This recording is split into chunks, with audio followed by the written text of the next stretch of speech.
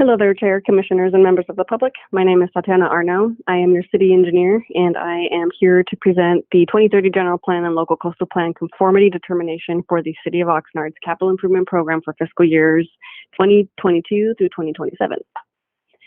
So what's the purpose today? We'll be going over a broad overview of the Capital Improvement Program, or what I'll otherwise refer to as the CIP throughout. Then we'll jump into your purpose here, which is the 2030 General Plan and Local Coastal Plan Conformity Determination for fiscal years 22 through 27. And finally, my favorite, the summary of projects completed in this current fiscal year. So let's start with, what is the CIP? At least for the City of Oxnard, it's a 5-year plan looking out to build or restore our facilities. It doesn't address maintenance work, but it does construct or alter buildings, doing installation of new water wells, pipeline replacements, replacing playground structures, street rehab, traffic signal modifications, and rehabilitation of our water, wastewater, and environmental resources, facilities, things of that nature. So how do you make sure that the project qualifies under the CIP? So there's 2 criteria that we must meet in order for that project to qualify. First, it must consist of the construction, erection, alteration, renovation, improvement, demolition, or repair work involving in any city-owned facility. And it also should be a project that costs at least $100,000. Now that's for several reasons, mostly being that there are smaller projects that can be done more as maintenance work that are under $100,000. So that's pretty much our threshold there before it enters into the capital realm. I do need to note that studies and rolling equipment purchases do not qualify under the CIP. So if equipment qualifies, it's only because it's affixed to something, but not if it's a rolling piece of equipment that can be moved. So as far as the CIP process goes, departments identify the necessary capital improvements. This is done through various methods. You could do analysis of your facilities. You could do, for instance, for our pavement, we do a pavement management plan. The consultant comes out and evaluates our arterials once a year, and then they'll go into the residential areas at least once every 3 years to evaluate the condition of the pavement, and then we generate a plan of action to tackle the maintenance and rehabilitation of that pavement as a result, and so on and so forth. So that's pretty much how you determine, hey, these are the improvements, these are the projects that we need to work on over the next 5 years. We then review those projects for conformity with the general plan, and we also verify the cost estimates and define the priority for the funding, which is more geared towards council, not necessarily what we're here to do today. Then we take it to the Planning Commission, which is what this presentation is for, essentially to determine the conformity with the general plan.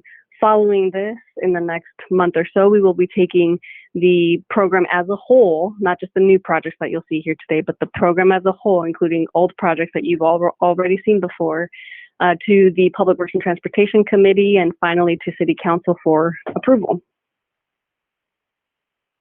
So what is your role here in this process? Let's define it very clearly. So in accordance with Government Code Section 65-401, the Planning Commission is required to review the list of proposed capital improvement projects for the ensuing fiscal years and verify their conformance with the city's 2030 general plan and relevant coastal land use plan policies.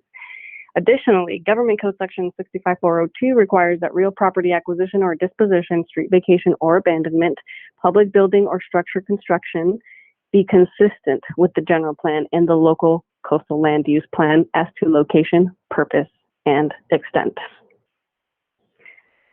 So the Planning Commission reviews and verifies this through a resolution finding that the 2022 through 2027 CIP in this case is in conformity with the general plan and the local coastal plan. Following this, the Planning Commission, after you guys have basically concurred with us as far as what we have identified as the general plan goals and policies, this will be presented at the Public Works and Transportation Committee as well as the City Council, and their roles are different. They will basically prioritize which projects they want us to work on for the next 2 fiscal years, and they will identify and approve funding for those particular projects so that we can actually get moving on them. So that's the final approval that happens over there. For the Planning Commission, all we're looking at is the new projects that were listed in this 22 through 27 CIP that you haven't seen before, and all we're looking is for basically conformity with the general plan and the local coastal plan. So getting into the new projects, what are we looking at this time? So here's a couple that we're highlighting. There's the Colonia Park improvements. We are renovating several fire stations, and also the Woolly Road protected bike lanes that came up as part of the American Rescue Plan Act fund list of projects. I won't get into each project individually, but generally speaking, under Community Development Plan category number 3, with the description being a city of stable, safe, attractive, and revitalized neighborhoods with adequate parks, schools, infrastructure, and community identity and pride, we have 3 projects: the C Street Over Street banners, the citywide sidewalk repairs, as well as the River Ridge Golf Course event space upgrades. I do want to note that while these projects are, they can actually span over several plan categories and goals. And so what we do here is we try to identify the one that we think it fits with the most, knowing that it can overlap with others as well. For instance, citywide sidewalk repairs, it could also have been included in the Infrastructure and Community Services Plan category number 8 for safe bicycle and pedestrian circulation throughout the city, right? So it fits in both, but we thought CD3 was more appropriate for it, and so that's why it's listed there. Under Infrastructure and Community Services 1, provision of adequate facilities and services that maintain service levels with adequate funding, we have several projects, mostly having to do with our city-owned facilities themselves and making either upgrades or improvements to them because they're in need of such things based on studies that we've performed or other needs-based assessments that have been done. So, for instance, building structural upgrades, and then the renovation to the South Oxnard Branch Library, HVAC system. Getting into the wastewater plant, there's several projects that have been identified that will need to be added to this program, including the interstage pump station, outfall repair, and also we are aware that we need to install new wells, and we've identified 2 locations where we believe that we can make that happen. Under Infrastructure and Community Services category number 8, safe bicycle and pedestrian circulation throughout the city, we have Howell Road lighting and safety improvements, some corridor improvements to Saviors Road, protected bike lanes along Woolly Road that I mentioned earlier from the ARPA funding. Under ICS 11, water supply quality distribution and storage of adequate for existing and future development, we have the River Park Basin recycled water storage project that has been included. Getting into ICS 13, adequately sized storm drain systems and discharge treatment, certified levees, and implementation of appropriate national pollutant discharge elimination system permits and regulations. We have the regional stormwater capture improvements project at various locations. So basically this one we're looking at whether or not we can take stormwater from large areas and infiltrate it back into our aquifer. Under ICS 23, it's generally speaking improvements at our parks. That includes Colonia Park, Durley Park, Johnson Creek Park, and Community Center West. We have the Oxnard Tennis Center improvements, and we're looking to actually construct an Olympic skate park in La Colonia neighborhood. Under Sustainable Community Plan Category 1, supporting and participating in global warming and climate change adaptation analysis and programs, we have the Electric Vehicle Charging Stations project. For safety and hazards plan category number 4, emergency preparedness through the provision of adequate fire and police protection, infrastructure, emergency supply, stockpiling, public education, EOC planning procedures, and outreach programs. We have a couple projects, 2 of them being Coupa improvements at different facilities. These are just improvements because Coupa has come out, done their inspections, and identified a need to make some upgrades to, generally speaking, above ground storage tanks of materials, of hazardous materials. And then we have Oxnard Fire Stations numbers 2, 3, and 5, which I mentioned briefly at the beginning of the new projects list. And finally, the upgrade to citywide radio infrastructure. Again, this is another one of those where, while it's landing in this category, you could also theoretically say that it fits under the ICS 19, which is adequate and effective law enforcement and the incorporation of crime prevention features and developments, right? So it kind of fits both, but we thought that the safety and hazards plan category goal 4 was more fitting for this one. All right, I said at the beginning, this is my favorite part. I get to boast about everything that Public Works has done over the last fiscal year.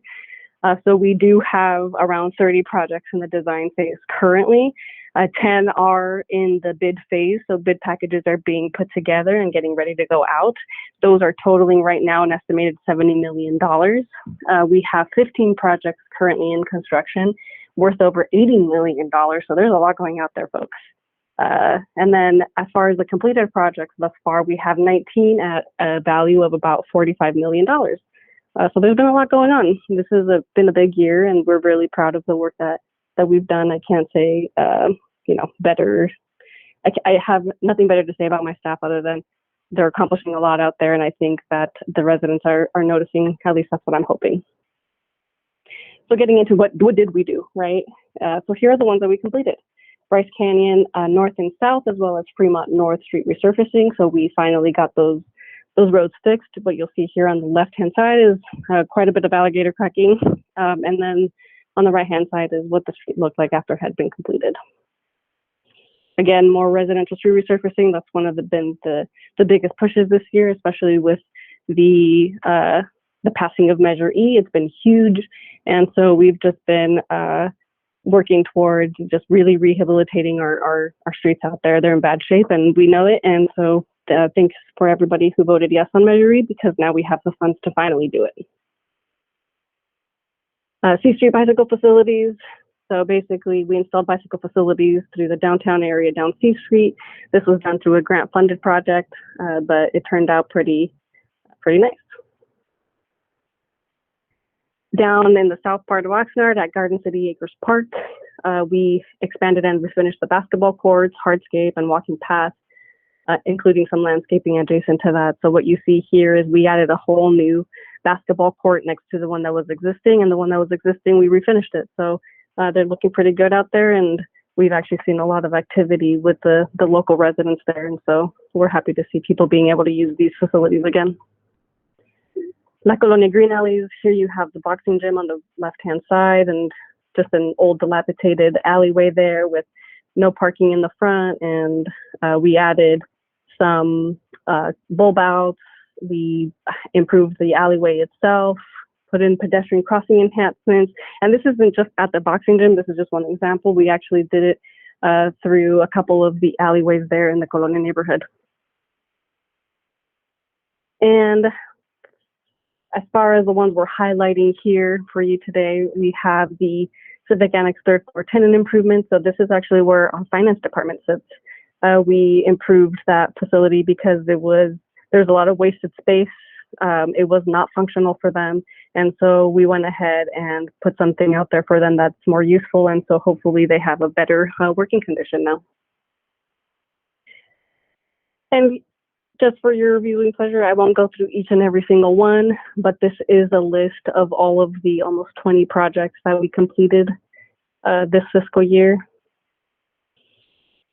For parks, this is the Garden City Acres Park that I mentioned earlier.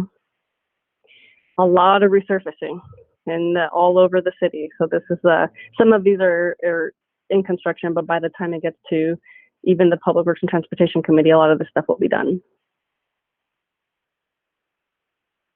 And as for utilities, one of the most notable ones is by the time, again, this gets to council, we will have expected the cast iron pipe replacement project at La Colonia neighborhood to be completed as well. So as far as the environmental determinations, pursuant to section 15378, section B4 of the guidelines for the California Environmental Quality Act, otherwise known as CEQA, Public Resources Code, section 2100, the regulations promulgated thereunder, basically the CEQA's guidelines and the environmental review guidelines, the lead agency has determined this CIP general plan and local local land use plan conformity determination report is not a project. So basically what we're saying here is this in itself is not a project. And so what we're going to be doing is that every individual project listed here will go through its appropriate CIP process. So we might find them to be categorically exempt, but we will make sure that we get that determination as well. And many of them won't be, right? So we will go through those on an individual basis.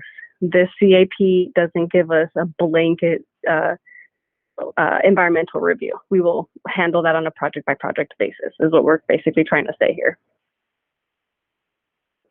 So our recommendation as staff is that the Planning Commission find that the capital improvement program projects for fiscal year 22 through 27 is not a project under CEQA pursuant to section 15601.